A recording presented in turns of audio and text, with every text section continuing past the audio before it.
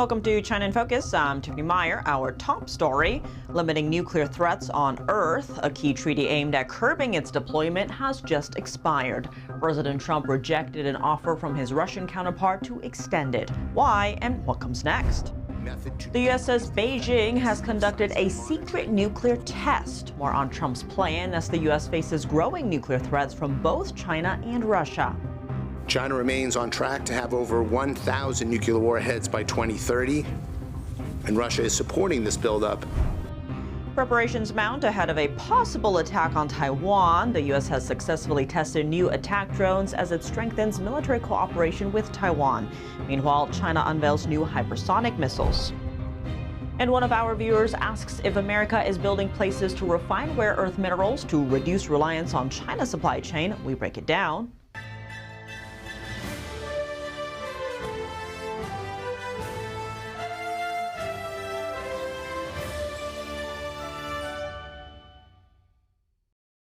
Limiting nuclear weapons of major countries. President Trump rejected an offer from his Russian counterpart to extend the cap on strategic nuclear weapons deployments. That's after the treaty that held them in check expired on Thursday. Here's more. President Donald Trump on Thursday rejected an offer from Russian President Vladimir Putin to voluntarily extend the New START nuclear arms control treaty.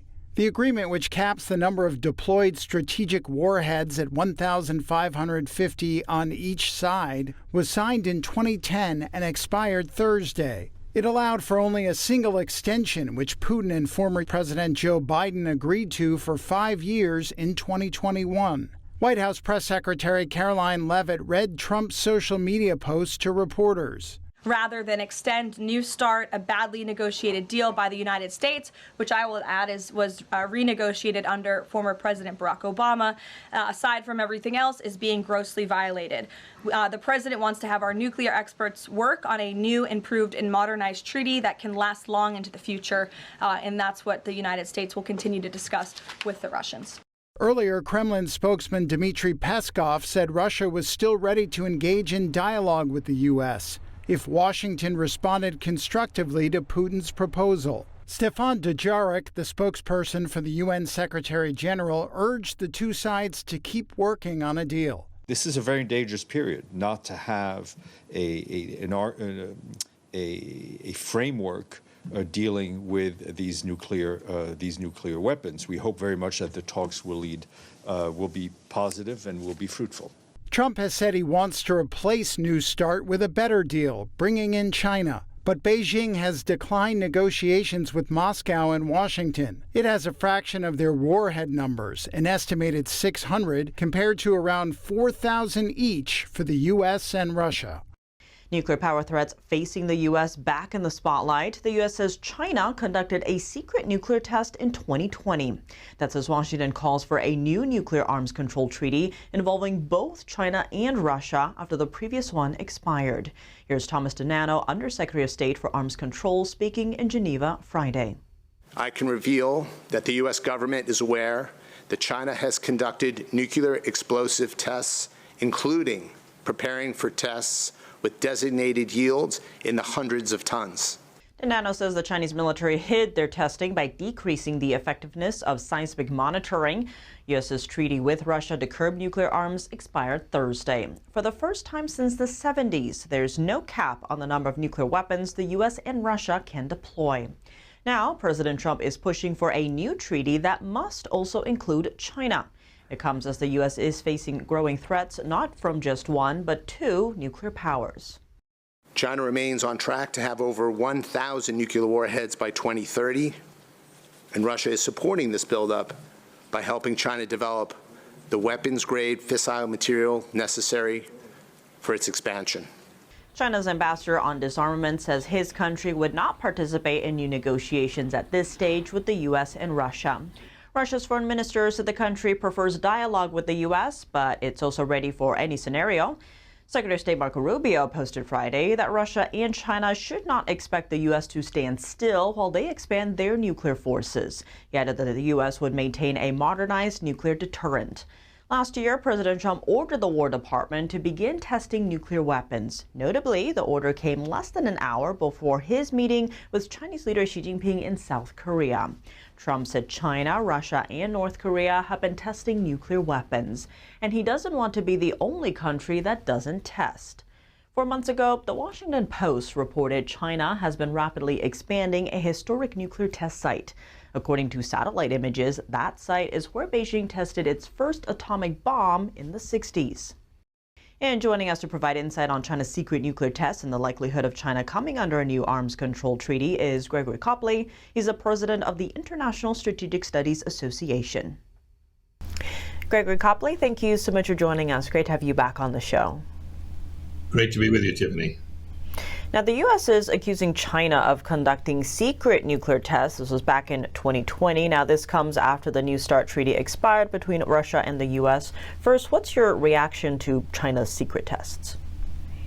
Well, we know that China has been testing not only nuclear weapons, but also deployments of missiles, testing new delivery systems, including hypersonic systems, including fractional orbital bombardment systems, which are in polar orbit, delivered around the world. So you've got China's been doing a lot. But bear in mind that China has not been circumscribed by any of these treaties, the Cold War origin treaties, which the US and the Soviet Union had signed.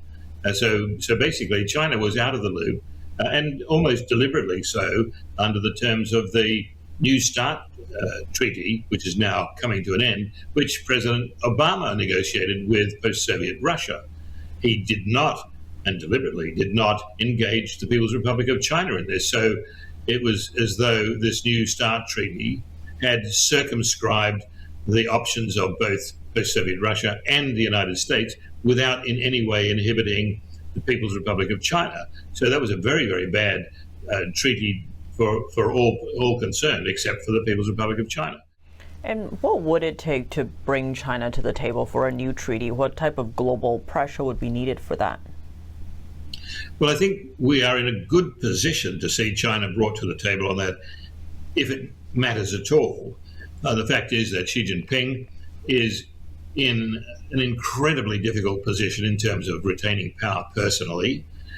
He will definitely make accommodations to President Trump, or at least express the willingness to make those accommodations, simply to get the US off his back, not just on nuclear weapons, but also on economic treaties, tariffs and the like, so that he can be given a little breathing space to survive. Without some kind of breathing space from President Trump, he is likely to be fully disrobed, if you like, of all the trappings of power, because in a sense he's lost his power already, but the trappings of power will go, and with that, his opportunity to claw back real power will go, unless he gets President Trump on his side. And to a great degree, he already has President Trump on his side. I say that from a Western point of view, that's an unfortunate thing, because by giving President Trump, by giving President Xi a breathing space, it doesn't help the Chinese population at all.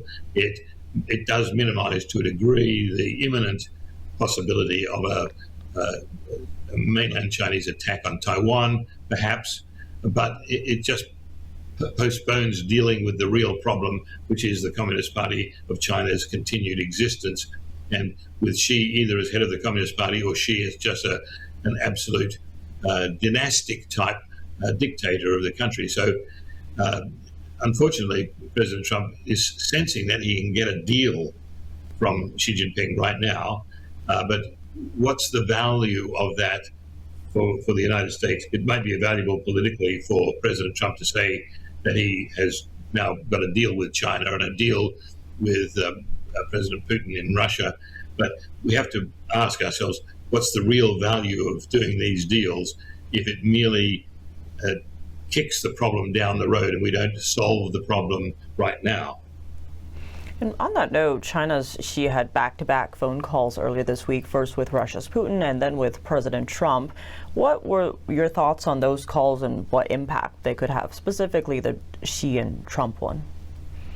Well, I think the Xi-Trump talks or talk on the telephone would have covered a broad range of topics. We probably will never know what fully was discussed, but you'd have to assume that nuclear arms limitation would be part of that. And right now, for President Xi or General Secretary Xi, that would be an easy one to accommodate because he's got bigger fish to fry. He just wants to have the appearance that President Trump is behind him and supports him as the sole leader, if you like, of the PRC at a time when the party elders and the reformists and the military are literally all trying to get Xi out of the picture altogether. So I think that the phone call would have dealt briefly, at least, with the post-New START, the nuclear weapons treaty. It would have dealt in part with the Taiwan issue of Taiwan. And again, I think Xi could have given some assurances that that's not a priority at the moment, even though he could invoke that as a priority to distract the Chinese people at any time.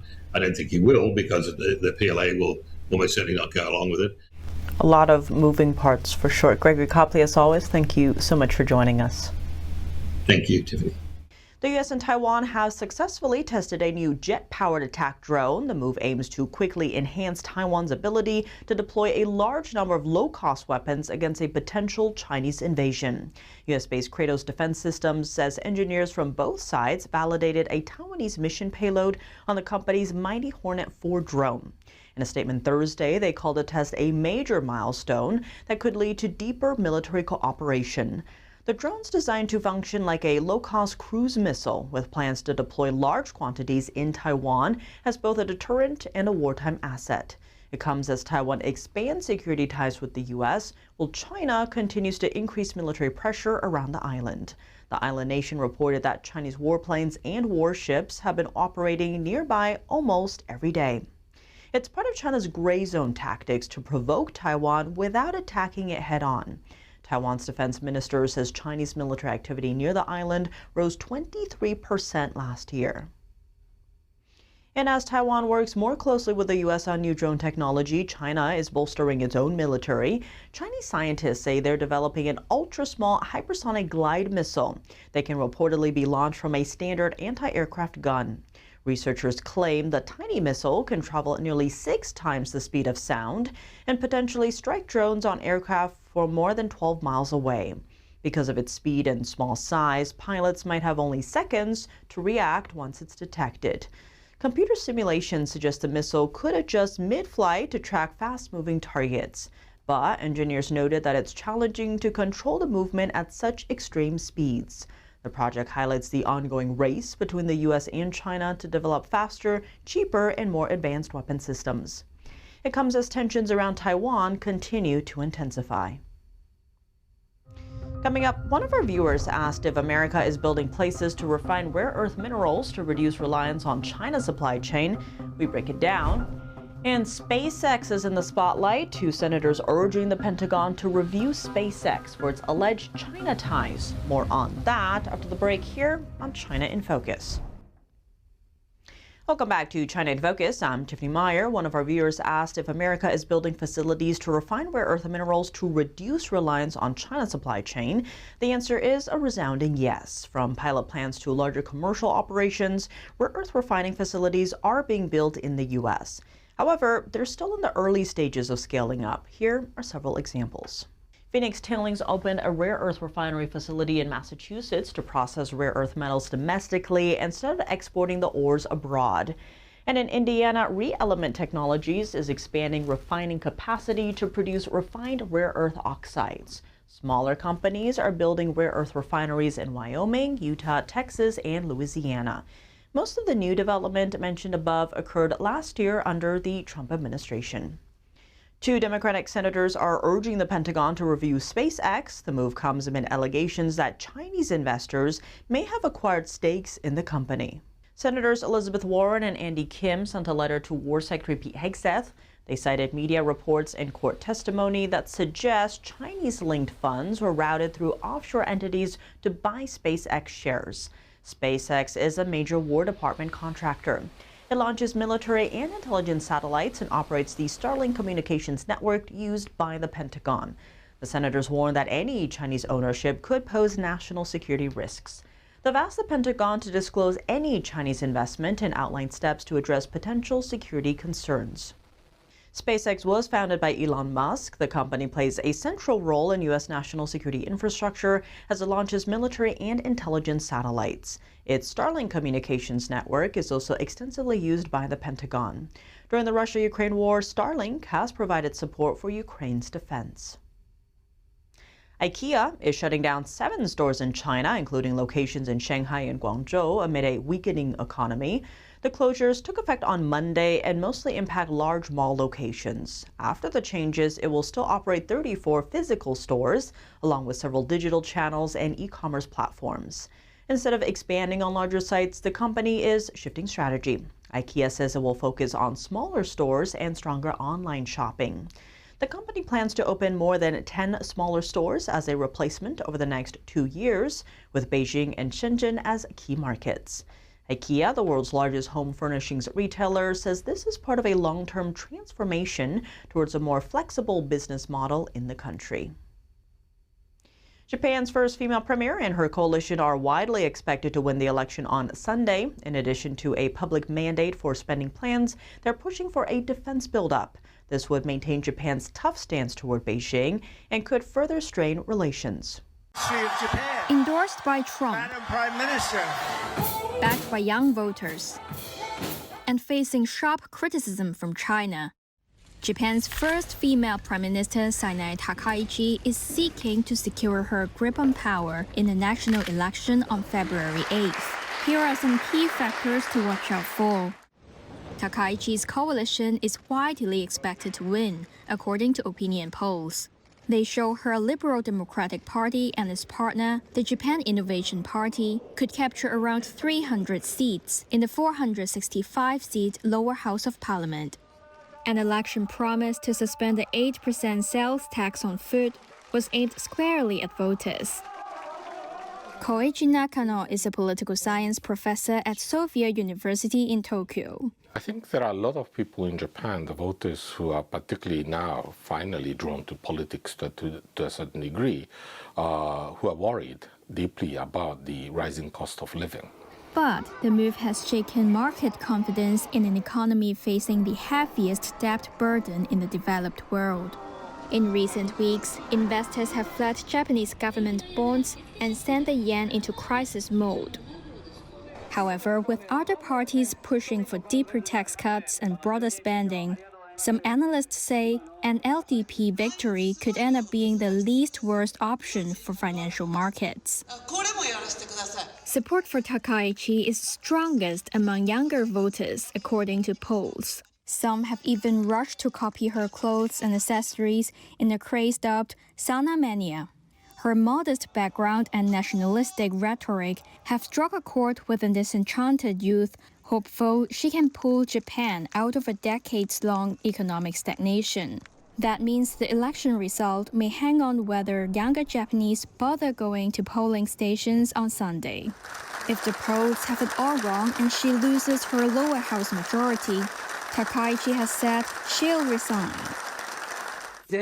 Some officials say a resounding victory could strengthen Takaichi's position in the dispute with Beijing over how Tokyo might respond to a Chinese attack on Taiwan.